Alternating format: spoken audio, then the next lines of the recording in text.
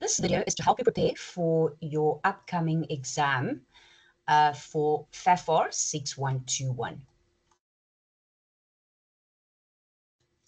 What you need to know: your exam is worth 40% of your final mark. You have 120 minutes, which means 2 hours, to complete the paper. The exam is out of 100. You will be writing at your campus. You cannot take any material or notes into the exam center with you. This paper consists out of 4 sections. Afdeling A is begripstoets, your comprehension, for 30 marks. Afdeling B is your summary for 10 marks.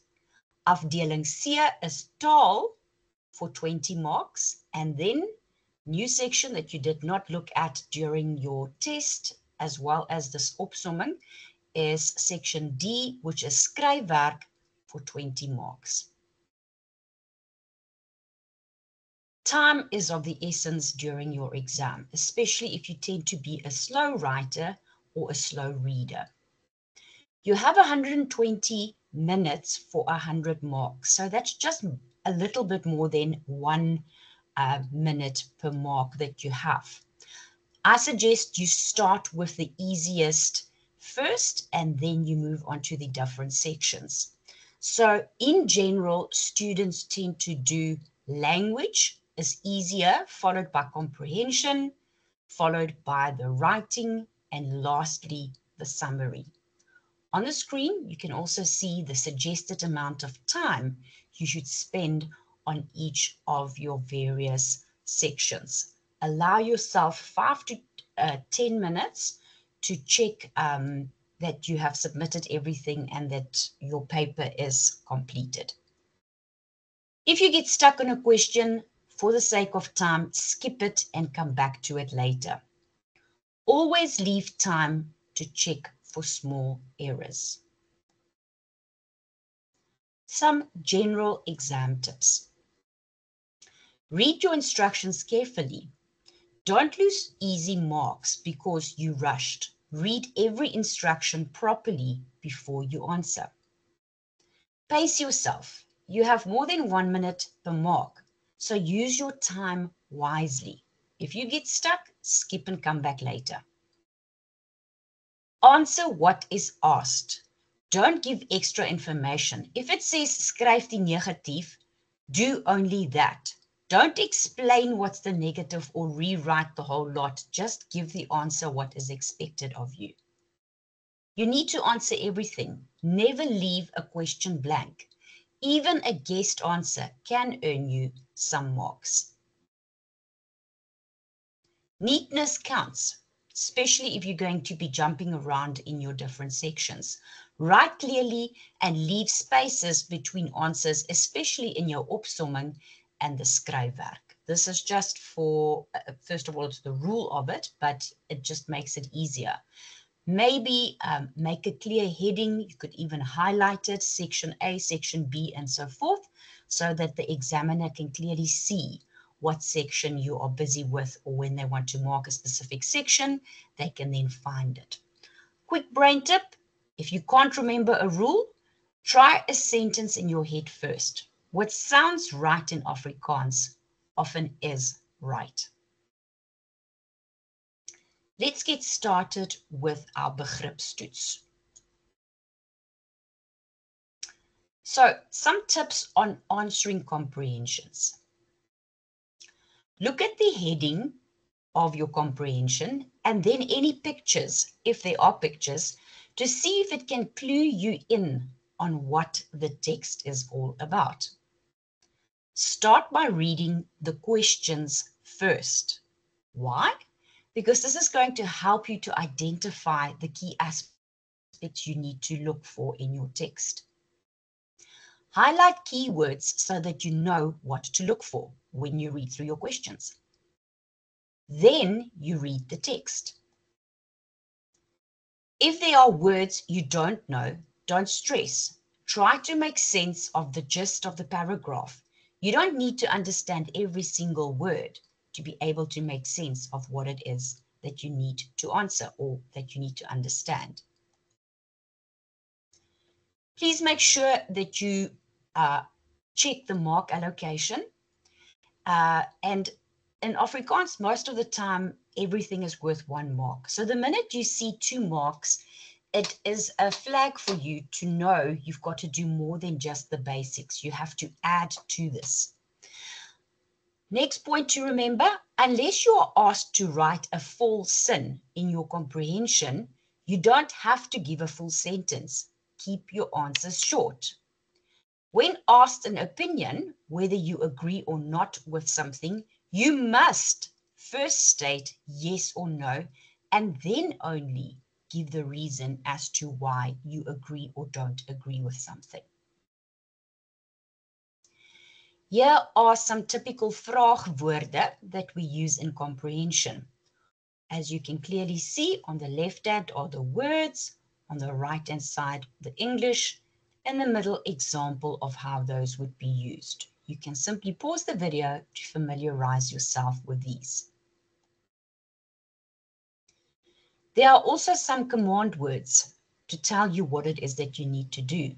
Again, on the left-hand side of the screen, you can see the words. On the right-hand side, you can see what it means in English. And in the middle, there are some examples of those words used within a sentence to help you understand what needs to be done. Next, we're going to look at the opsomming, which is a summary in English. Leave this to the end or for the end. Some students end up wasting so much time on this, and it's the section that counts the least. I have heard of students spending 30 minutes on something that's only worth 10 marks. Please leave this for last if you struggle with it. If you're okay with it, then you want to do it in the correct sequence, that's up to you. But the advice is, if this is something you struggle with, do it at the end. Please remember, the examiner cannot mark anything in pencil. It has to be in pen. Read the instructions of the summary clearly. You need to identify 7 facts. But what do you need to identify? So see what it is that you need to make a summary of. Wenke, vereistes, voordele, menings, instruksies, of nadele. Figure out what exactly it is that you need to summarize. Now you start reading the article and you underline the aspects that you feel are the most important. And then you can write down your answer. Very important, students. You will lose marks if you don't adhere to this. Number your sentences, not bullet, number them 1 to 7. You must leave a line open in between each answer. And finally, don't forget, you must indicate the word count of your summary. You cannot go over 70 words. So ensure that you indicate your word count. If you don't, you lose 1 out of 10 marks. So please make sure that you write that total down. More tips relating to the summary. Write in the present tense. It usually helps to change the wording. Don't write in the negative. Leave out descriptive words such as adjectives and adverbs. We just want the key aspects of whatever the fact is. Leave out explanations. We are looking for facts only. The key sentence is usually before the conjunction. The following words usually are used in the key sentences. Moet, jy behoort, dis belangrik. Stick to the key words in the text.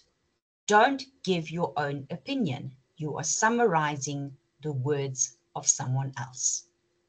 That brings us to the end of instructions for the summary. Next, we go to section C, taal. It's worth 40 marks. So in the next couple of slides, I'm going to recap some of the Afrikaans grammar that we've done. I am doing them in alphabetical order, not in order of importance. So when we say skryf die afkorting uit of gee die afkorting, you need to know that they want you to write out the abbreviation. So if it was something such as gevolg van, you will then write it out or abbreviate it as A.G.V. Or if we give you the abbreviation, you then write out the meaning of it. Next, the word antonieme, which means antonyms in English, words that mean the opposite of that word. Most of the time, we're going to say on in front of it. Soos moontlik word onmoontlik. There's a list of these that you have to learn, so please go look in your reader and familiarize yourself with that. Next keyword, synonym. Synonym. Words with the same meaning, such as maat and vriend. Byvoeglike naamwoord. Give the adjective. Die langseun, you're going to write die langseun. Die doofkind, die dowe kind. Another in terminology, intensieve vorming. What does that mean? Wit, sneeuwwit. Swart, pikswart. Please take note, if you write these as two words, it will be marked as wrong. Make double sure your intensieve vorm is een woord. You need to know your terminology. Gee die indirekte rede means what? Give the indirect speech. So you have to remove the colon, the double dot, as well as the inverted speech marks. Number 1, add a conjunction. Decide if you're going to use if or that. Move the verb of the second sentence to wherever it needs to move at the back. Number 3, change your pronouns so that it makes sense. If what is outside the commas, the inverted commas, is in the present tense, you have to move the verb and change the pronouns. Example, pa vra vir ma, kan jy vandag vir my koek bak? Will become, pa vra vir ma of sy vandag vir hom koek kan bak. If what is outside the inverted commas is in the past tense, you have to move everything one step back in time. Move the verb, change the pronouns, and change the time words. Pa het vir ma gevra, kan jy vandag vir my koek bak? Will become, pa het vir ma gevra of sy daardie dag vir hom 'n koek kon bak. Or if you want to do it the way we do in home language, you would then say 'n koek kon gebak het. You don't have to do the ge and the het. It's just there for those of you that's familiar with the language and prefer to write it that way. Leestekens refer to punctuations. So on the screen, you have a list of different punctuations. Please look at your reader. Make sure that you understand all of them. Leidende vorm. Write in the passive voice. So swap your subject and your verb and use the correct formula. So for present tense, it will become the object, word, followed by time and manner if it's present. Then it's deur, subject, place, and verb. Die bal word hard deur die seun geskop. Past tense, we're going to use is deur. Die bal is gister deur die seun geskop. If we have a helping verb, it does not always have to be sal. It can be moet of gaan of kan. It will become die bal kan deur die seun op die veld geskop word of die bal sal deur die seun op die veld geskop word. Please make sure or feel free to write on the actual exam script. You can use arrows and circles if it makes it easier for you to see what it is that you need to do. More terminology to learn. Meervoud indicates plural form. In Afrikaans, most of the time we just add an E. But sometimes we have to double the consonant if it's a short vowel, such as bak, which will become bakke. Remember to drop a twin vowel if we have got words such as boom that becomes bome. If you're asked to write the sentence in the negatief of die ontkennende vorm, we could ask it either way, write it in the negative form. Add 2 nies. Learn words that change. Iets become niks, iemand becomes niemand. The first nie goes after the verb unless there is a pronoun. Ek skop die bal, skop is the verb, so ek skop nie die bal nie. But if I have a pronoun such as ek skop jou hart, it becomes ek skop jou nie hart nie. So the first nie will then go after the pronoun. Trappe van vergelyking is the degrees of comparison. We have got 3. The first one is the gegewe trap. We hardly ever ask that. Die vergelykende trap is the comparative one. So it's the middle column, the one where we use as. And then die oortreffende trap in English, the superlative, we tend to have the word die in front of it. Die man is lief vir sy hond as sy kat will become liever. Die man is die lief vir sy vrou, and the answer will then be liefste. Hoe oud ek word, hoe grys word my hare. Hoe ouer ek word, hoe gryser word my hare. You don't have to rewrite the sentence, just give the answer. Ons moet laat skool toe gaan will become ons moet later skool toe gaan. Those two are just a little bit of the tricky ones. Verbind die sinne means you've got to join the sentences, so it's our conjunctions. Remember in group 1, it's the easy one. We simply add the 2 sentences together. In group 2 is in the middle, so the verb of the second sentence goes in the middle. Group 3 is at the end, so the verb of the second sentence will go to the end. Ek kry koud, ek trek my trui aan.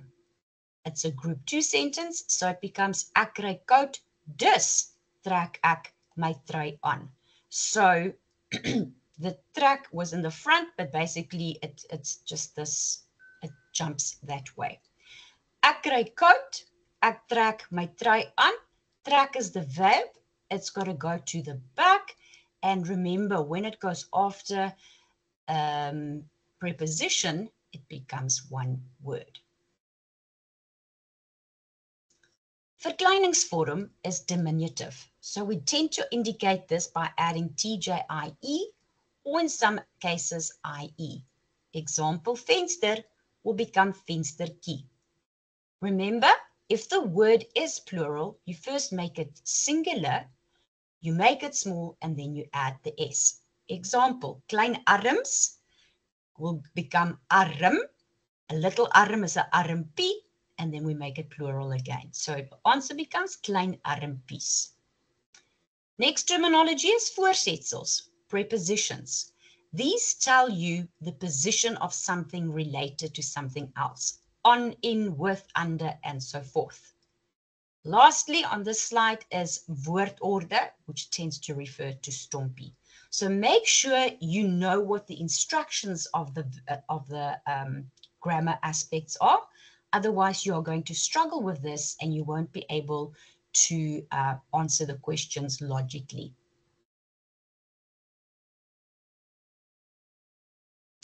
Next is section C. Sorry, it's not section C. It is actually section D. So let me just write it here for you. It's actually section D. It's skryfwerk for 20 marks. Just cross this out so it's clear. So they usually ask you to write a dialogue or a friendly letter or an email. But you can also be asked to write a letter or even a note. Make sure you understand the layout of the dialogue. Use basic sentences. If you think in English, try to simplify the sentence and then translate it. Don't use conjunctions and aspects like that if you are struggling with Afrikaans, because it will actually most likely cause you to make a grammar error. Unless you know your conjunction rules very carefully, that would be a good thing to do. Also check for basic aspects such as negative. If you've got a sentence in the negative, make sure that you've got twee nies. I hope this has been informative. and I would like to wish you all the best for your upcoming exam.